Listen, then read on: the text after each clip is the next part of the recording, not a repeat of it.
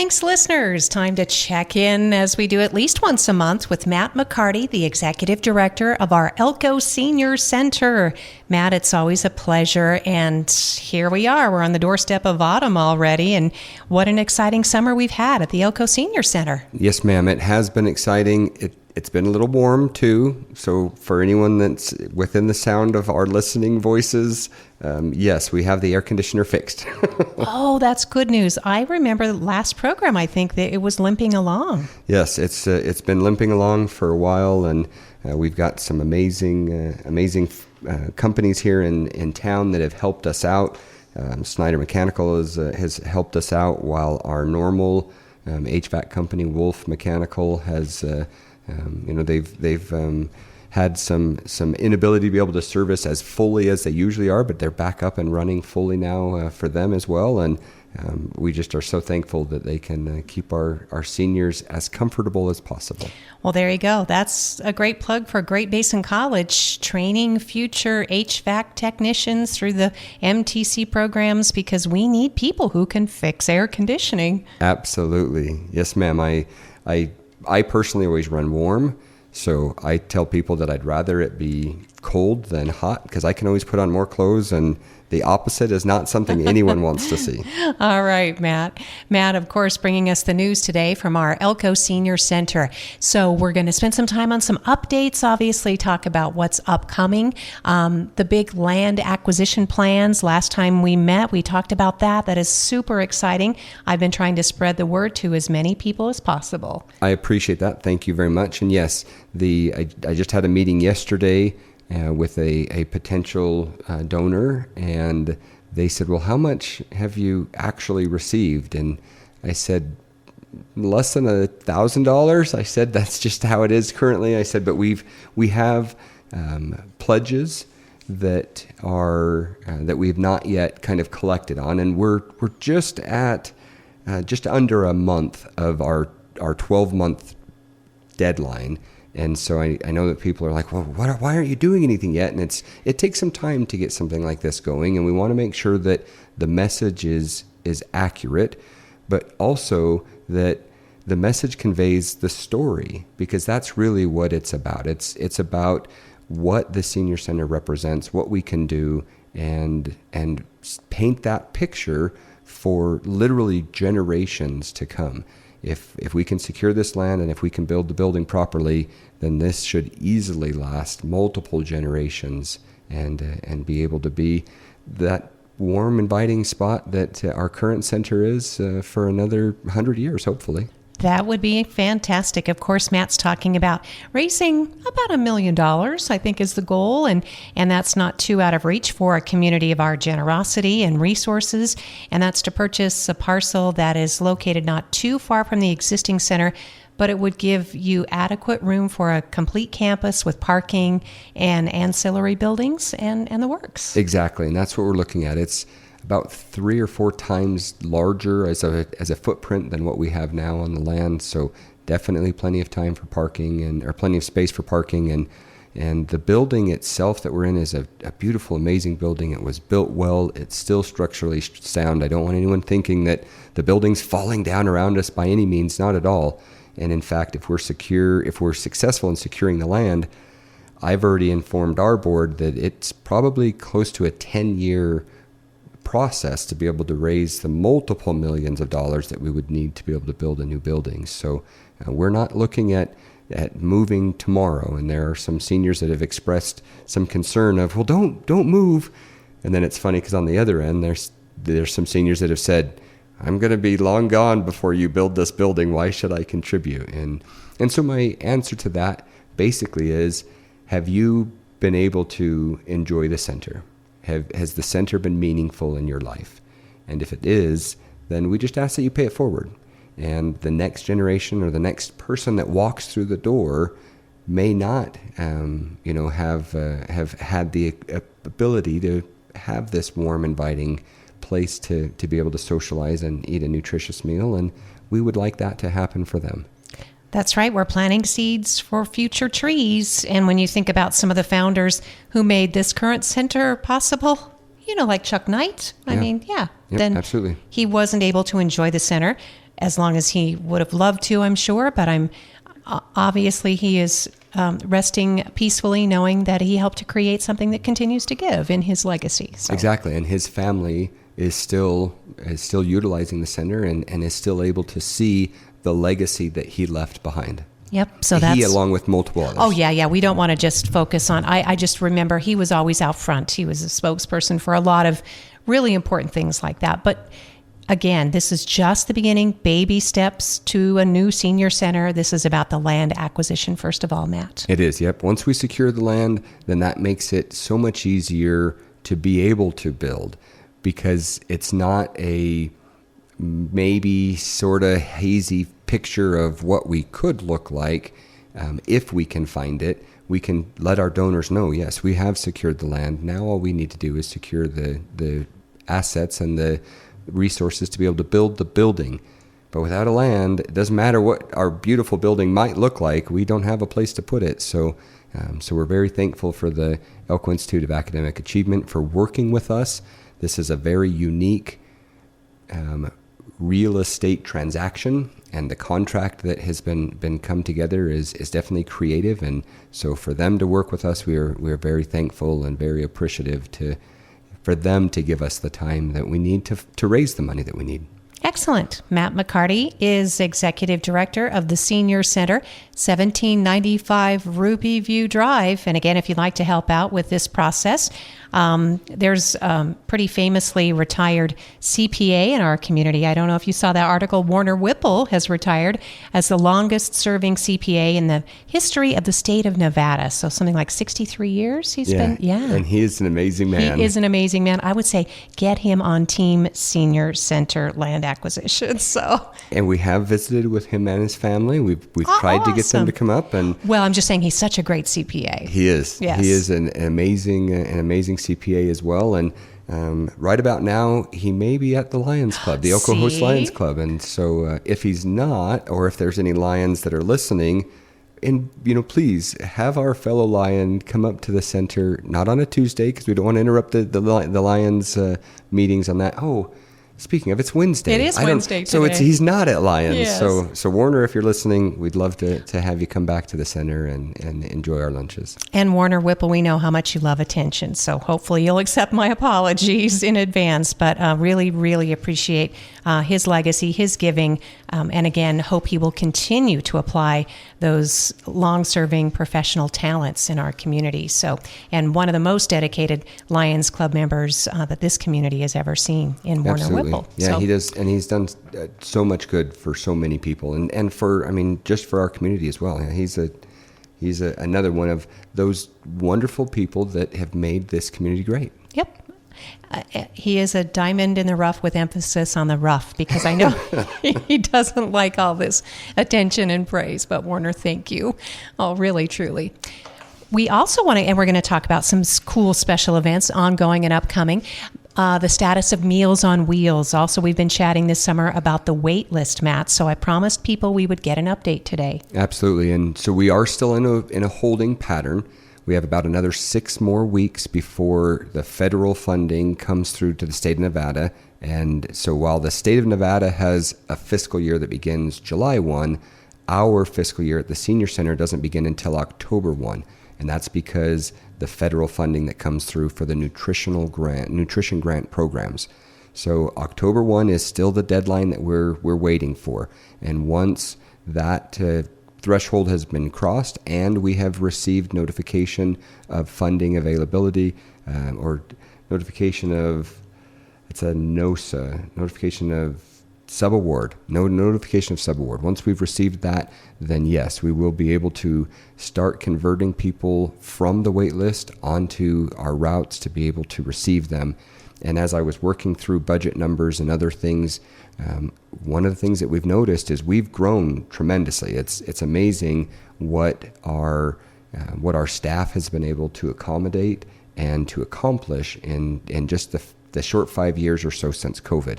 And we've really grown well, but we are at almost capacity for our Meals on Wheels. So we can't see double-digit growth. We don't have the ability to deliver to that many more people.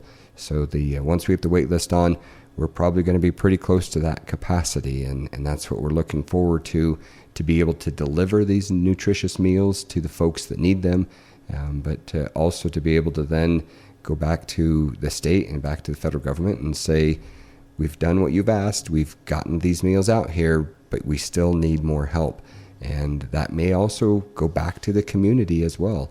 We know that at the federal level, President Trump's directives back towards his administration has been to try to keep more money in the pockets of folks locally with the cost-cutting measures and such that he has proposed and that he has enacted in many cases.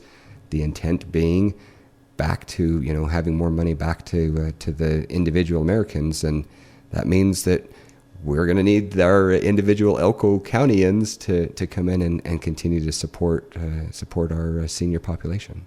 Yeah, that will test our generosity, and confident the community will come through because, again, senior citizens are among those most food insecure, if you have never heard that term before. But if you've been shopping for yourself or your family lately, you see how the costs are rising. Sometimes seniors, especially those who live alone, they'll put off purchasing groceries. It's overwhelming, and it can also be discouraging to make meals for themselves. And that's why Meals on Wheels is so important, because it gives them a really quality, large enough meal that they can also save, have some leftovers. For some of them, it's the only meal of the day they have.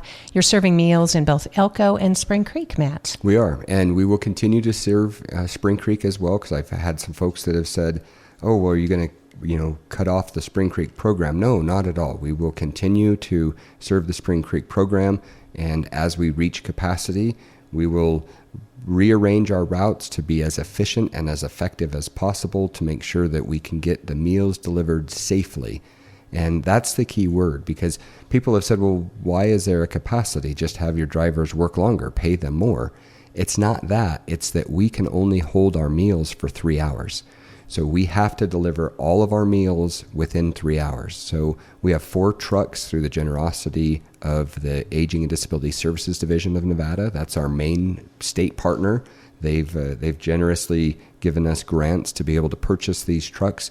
And so we have those routes already established, but we can very easily rearrange those routes to squeeze in just a few more people. What's different, though, is out in Spring Creek, because the folks that live in Spring Creek know this, the population density is much less than in Elko. So in Elko, it's a little easier to say, yeah, we can add 5 or 6 or 7 more people because we know that we can get to them within a couple of minutes. In Spring Creek, we have in the past had one person that is a 30-minute round trip for one person. And so to go from one house to the next house being 30 minutes to get back, that impacts our ability of how we can deliver those. So those are the things that we want to make sure we're taking into account to get to as many people as possible, so that they can get these, as you mentioned, these terrifically nutritious and hopefully satisfying meals. That's a new term I just learned this week, that apparently there's some areas in northeastern Nevada they're referring to as super rural. So we have rural Nevada, rural communities, and then we have super rural. Super rural. And that's apparently what we're talking about here, when nobody should be denied an opportunity, again, for Meals on Wheels. And before we shift topics to just, again, addressing the food insecurity issue, you're right, there's some new federal directives. Most who are very conservative on this issue are worried about redundancy, Matt, and they don't want to see single people receiving multiple services, or people who are otherwise eligible, getting free services from the federal government. And I'm sure you address that argument sometimes. And we do, absolutely. In fact, with our Meals on Wheels program, there are very specific qualifications. And as we've gone through our list to make sure that the folks that are on our list qualify, that's why we do that. Anyone that knows me personally and knows me well knows that I have 2 moms. So I have to be careful, because when I say my mom was on Meals on Wheels, then people who know my other mom, Sherry, say, oh, is everything okay? Well, my mom, Mary, was on the program because she had a surgery. She could not drive. She was homebound. She lives alone. And so she had asked for Meals on Wheels. This was 9 months ago or so. And so she was able to receive the meals, and she was one of the first people that was removed from the program, because once her knee healed, then we were able to say, you're no longer homebound. You now have the ability to come to the senior center. And that's what we would like to see, because it's healthy socialization. And that's an important aspect. And so we've continued to go through our list. And if we see that, this person is now driving, they don't need to have that program anymore. It's for what you've basically just mentioned, making sure that the people that are getting it are the ones that truly need it and that they don't have other options. And that's what we really want to do. We want to, again, maximize how our service is delivered to be as fiscally responsible and prudent as we can be. But still, we understand that there is compassion that comes along with this. And we don't judge. We simply say, these are the criteria. Do you meet these criteria? If you don't, then great, come on up to the center, because we'd love to see you in person. Matt McCarty is the executive director of our Elko Senior Center. And then are there any concerns about actually getting food? Because we're hearing about food banks having shortages, and we get our food from Northern Nevada, for example. Any worry about actually supplying food, Matt, in either the congregate dining or Meals on Wheels? So far, we've been very blessed, and we have 3 wonderful food purveyor companies, master food purveyor companies that we work with, as well as, of course, our own local Bonanza Produce. Belinda and her team do a great job for us as well. Of course, we get our milk from Bear Distributing, and Wendy and her team do a great job as well. But so far, we've been blessed in that we've not run into areas where we could not get food. There are times where we might need to change the menu a little bit. Perhaps it calls for pears, and we aren't able to get the pears, and so instead we're serving the peaches, or whatever it may be. But we are blessed in that we are able to get the food. But as everyone has seen when they've gone to the grocery store, food costs continue to rise. That's a natural part of our economy, regardless of who's in the White House. And so we've had some folks that have said that as well. And we track this fairly easily and fairly quickly, because we do need to keep in track of that. When we are delivering, this year, delivery alone through July, we've delivered 32,000 meals. We've put another 26,000 in front of our congregate dining. And so overall, we've already served 76,000 meals, or at least that's what we're expecting to serve. And so when you serve that many meals, you need to keep a track on food costs. So we've been doing that. We've been making sure that we're sourcing it properly. So very long answer to your quick question. Yes, we are able to supply the food currently. That's good news, something to stay on top of, Matt. We appreciate this conversation, because obviously there are concerns about, what the future might hold. We could easily become a food desert. That's why I think we're becoming more reliant to, if possible, on local food sources. So I'm excited for the agri-science building dedication at Spring Creek High School. That's coming up, sometime here in this new school year. And it's a very exciting opportunity for young people to become engaged in producing and supplying local food sources. Absolutely, because I believe that food that's produced locally is almost always healthier for us, fresher for us, and generally just tastes better than something that's been shipped hundreds of miles via who knows how many modes of transportation. And so we definitely encourage the local production of our food stuff, and we're hoping that our agri-science building that's going to be opening is going to be another key component in being able to have a better food production line in our area. We kind of squeezed that in there because our senior center director is also an Elko County School Board trustee, and chairman right now of the board, right? Yes, so ma'am. Thank you, Matt. For a few more months. For a few more months. But who's counting? It's a lot of work. So want to make sure we're getting to all your topics, and I know there are some current, upcoming, and ongoing events, some fall fitness and wellness activities. It's going to be a great year at the Elko Senior Center. It is, absolutely. And before we get to those, since we were on the topic of food, of course, our partnership with Northeastern Nevada, or the Northern Nevada Food Bank, I always get that wrong, Food Bank of Northern Nevada, our produce truck, they just wrapped up. Sean does an amazing job for us. And as I was walking out the door at 12:25, we still had 4 people in line, and it ends at 12:30. So for more than an hour, we had folks getting the fresh produce that the Food Bank of Northern Nevada provides. So we are very thankful for that partnership. And we've also been able to partner with the Nevada Department of Agriculture.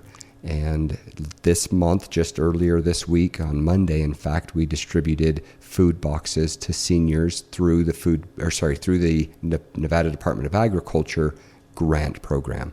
So on Monday, we have a board meeting for the senior center, and the board will decide whether or not we're going to enter into a regular partnership with the Department of Agriculture to, again, help those with food insecurities. And there's a limit on there of about 160 people. And we've already told them that if we do become partners, we think that we have enough of a demand that we'll be able to fill that almost immediately. Wow, would that include fresh? Well, you talked about the produce already coming, but we'd be talking about dairy, eggs, meat? Nope. No, it's the only refrigerated item that's in there is cheese. And so it would be intended to supplement more canned proteins and canned vegetables and fruits, canned beans, peanut butter, etc. Very similar to what we are offering through the senior center's food pantry program. These are all consumables, however, so there are no non-consumables, which we put in our packages currently.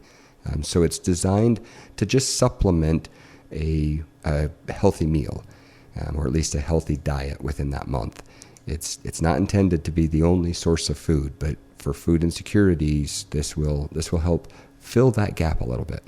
Last question on that. So does the NDA agreement, does that require a financial contribution from the Senior Center, Matt? No, it does not, which is terrific. And in fact, it's actually the opposite. They'll help provide us with income to be able to offset costs related to this. So not only do they provide the food through the U.S. Department of Agriculture, they also will allow us to pay our staff to be able to manage this program. And we've got some amazing volunteers that we know we're going to be able to help with. And maybe next month I'll have some more information on some additional partnerships that we might also be working with for this particular program. I'm excited, Matt. You're always collaborating, and that's great because it really helps lift up all the boats in the community. And, that's really what I look at is we do not have all the answers at the Senior Center. We cannot do it all, but we can certainly reach out to folks that can help us. And, the more we work together, the stronger our community is. Great, Matt. Thank you so much. Matt McCarty is providing an update for us today from the Senior Center here in Elko. He's the local executive director. And some items that I know you want to make note of. Absolutely. First, talking of partnerships and collaborations, we want to make sure that folks know that there are still 2 Cool Canyon evenings available this month. So one is coming up just this Friday, and the Department of Wildlife, the Nevada Department of Wildlife, are going to be talking about animals within the Ruby Mountains. So this might be a great opportunity to bring some of those younger families out. But of course, it's also a good time just to enjoy the Cool Canyon evenings. And so we really appreciate the Friends of the Ruby Mountain, as well as, of course, the Lamoille Women's Club and the U.S. Forest Service for hosting these and partnering together for this. There'll be some s'mores, I think, available as well. And then next week, on Friday, August 22nd, the Joneses, Dylan and Dwayne Jones, are going to put on their Dutch oven demonstrations, and so they always do a terrific job. So a couple more Cool Canyon evenings to participate in, and we encourage folks to head on out there. Next month for activities, we want to kind of do a little bit of a teaser. We are going to be hosting a dance opportunity, dance classes. This is intended as more of a partner type dancing, but you don't have to have a partner in order to show up. We already do our square dancing, and that's well received by some of our folks. This is intended more for a 2-step or a swing, either a traditional swing or the Western swing, waltzes, not always ballroom dancing, but specifically partner dancing. so that you can bring your significant other or just a friend, or you can come on your own and learn to partner dance. So we're excited for that. That'll be a new offering that we have as well. And that'll be during the day or evening hours? Or you're just setting it up, Matt? So that'll be during the day. Okay. We're looking at Tuesdays at about 1 o'clock. It doesn't start until September. Okay. I believe we are going to be able to start it on September 2nd. But if it's not quite there, I apologize in advance, but feel free to give us a call and we can confirm that. Of course, the number at the Senior Center is 775-738-3030, and we're happy to answer questions on dancing or on Cool Canyon evenings and events or on food, or like today, I was almost a little bit late. We were helping somebody try to get together their paperwork for rental verification. And so we can't, again, we don't have all the answers and we can't always do everything, but we can certainly try to assist where we can. So feel free to give us a call anytime. Matt, that's great. You do have a lot of partners and advocates in the community, from the senior guardian at the county. Kathy Jones is an important partner. There are certainly, as you mentioned, some resources toward rentals, apartments, affordable housing, whatever Elko has. I know there's a waiting list for that, so I don't want to get people too excited, but the Senior Center can certainly help and advocate and steer people in the right direction. And again, just filling out that what can be onerous paperwork for someone who's just not used to, especially so much is online anymore. So that can be daunting. It is, and that's exactly what was happening with this young lady. She didn't have access to a computer and she only had her phone, and it's very difficult sometimes to do things on the phone. And she needed a PIN over here, or she needed an access code over here. And so it can be overwhelming. And it's also overwhelming when someone has just lost their loved one, their significant other, because oftentimes there's a delegation of duties or separation of duties, and one person takes care of some parts of the domestic chore list and others take care of others. And so when somebody loses the person who perhaps handled the finances or did all of the paperwork or did those things, it's not only sad for them and emotional for them because they are really truly even more so realizing their loss, but there's also frustration and anger that comes with that because they just want to be able to get it done and they can't. Oh, Matt, thank you again for you and your staff, everybody who reaches out to help our senior community in any way possible. We're talking about the Senior Center at 1795 Ruby View Drive. As you mentioned, you can call during regular business hours, Monday through Friday, to get a real person who can help you. And if you don't have transportation, Elko County does offer Get My Ride, which is door-to-door service. You do need to arrange in advance for that, but that's one phone call away as well. Absolutely, yeah. And that phone number is 775-777-1428.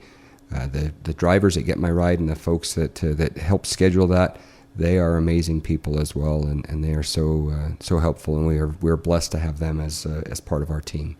Matt, thank you. Want to make sure we are getting to all the topics. I know our bingo nights in both Elko and Spring Creek, those are important fundraisers because that is money that can go towards all kinds of programming. It's not designated for certain areas of the budget. That's right. It doesn't. It gives us that flexibility. It's not restricted funding, as kind of how I try to explain it to some folks. We know that the grants that we get, they're restricted to very specific purposes. Sometimes we have some leeway within that purpose, but it's a very specific purpose. And so, our fundraisers, such as our bingo nights or the upcoming Christmas Bazaar that's only 4 short months away, those give us that flexibility to be able to put the money where we need it. Sometimes it's to offset any gaps that might be happening on our labor side and fill that in. But sometimes it's because we just need something. Sometimes, we the other day, I guess a couple months ago, I went and bought a sledgehammer because I recognized that we didn't have a sledgehammer, and we had our parking bars, or there's a term for that, an official term, but the parking curbs, the stakes were starting to come out. And so it's like, all right, well, we got to hammer those back in. Well, you don't hammer those in with a little hammer. So you were out in the parking lot with a sledgehammer. Well, yes, but the point was that we wouldn't have been able to do that with ADSD nutrition grant funding. And so the funding that we get through these fundraisers give us that flexibility to purchase the things we need. A new hose, for example. With our air conditioner down, we turned on a giant swamp cooler. Well, the hose that we've been using for the past few years is well beyond its life, and it leaks all over. And so we went and bought a new hose. Bingo helps pay for those kind of things. And so bingo is tomorrow night in Elko. It'll be at the Senior Center. Doors open at 5. 5:30 is when we start the game. And if you'd like to stay out in Spring Creek, you're welcome to do that. That'll be next Wednesday, a week from today, and that'll be the doors open at 5:30 and the game at 6. If you like to win, and it's just the thrill of winning, no matter how much you win, Spring Creek is the location for you. But if you want to win a little bit more money, Elko is definitely the place to come in. I think we have a progressive jackpot that's close to $700. Wow. So, yes. So if you want to win, or, you're just a bingo fanatic, then go to both. Exactly. Because it's we would welcome you at both. Yeah, it's for a great cause, by the way. And speaking of, I hope we've gotten to most of the things. Again, everybody's just kind of off to the races, no pun intended, because we are winding up summer. And Matt, it's a time when people kind of get back to routines, like visiting the Elko Senior Center. Absolutely. And we welcome those routines. We know that we have some snowbirds that we'll be losing soon, but we also know that we have some folks that are very active in the outdoors, which we applaud and encourage. And as that temperature starts to change, come on in and you'll find a warm, inviting place at the Senior Center. Oh, and I didn't want to forget, but there's one plug, because Great Basin College Continuing Education is doing free pickleball for anybody 80 or better, Matt. Yes. If you're 80 or better and you want to play pickleball indoors at GBC, just give Gail Rappa a call and they'll get you signed up. That's terrific. And we just wrapped up our Elko Senior Olympic Games. That's not part of the Senior Center, but we certainly try to encourage folks to be able to participate there. And that would be a great opportunity for you to start warming up and learning pickleball. And then next summer, you can come out, because pickleball is one of our events, and we'd love to see you out there as well. Matt, thank you for your time. We know we've got to send you back. Maybe there's a sledgehammer in the corner waiting for your attention, or simply visiting with the seniors and helping to solve any of their issues. Thank you so much. We are glad to be there, and we have a wonderful staff that to help support us. And please do come in and pay us a visit. We'd love to see you. And as a school board trustee, happy back to school. Yes, back to school next week. Monday starts the back to school. I lied. A week from Monday starts the back to school, so please be aware of that. More children are going to be out on the roads, so we want to make sure that folks are aware of that. And make sure you register, whether you're a brand new or returning student. All students have to be registered this year. We'll find out more about that. This is a segue into tomorrow's program. Our superintendent, CJ Anderson, will be back in studio talking all about school tomorrow here on Elko Live on KELK. Thanks, Lori.